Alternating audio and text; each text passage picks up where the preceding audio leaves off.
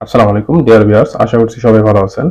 আজকে আপনাদের সাথে শেয়ার করব আমরা বই পুস্তকে রসায়ন সূত্র অথবা বীজগণিতের সূত্রে পাওয়ার উপরে এবং নিচে দেখতে পাই। এই পাওয়ারগুলো কিভাবে মাইক্রোসফট ওয়ার্ডে লিখতে হয় সেটাই আজকে আমরা শিখব। আপনি স্ক্রিনে দেখতে পাচ্ছেন পানির সংকেত H2O, এখানে 2টা কিন্তু নিচে লেখা আছে, আবার নিচে দেখুন স্কয়ার প্লাস বি স্কয়ার সমান, এখানে এর পাওয়ার 2টা কিন্তু উপরে দেওয়া আছে। এই 2টা নিচে এবং উপরে কিভাবে লিখতে হয় এটাই আজকে আমরা শিখব। সর্বপ্রথম আমরা পানির সংকেতটি লিখব।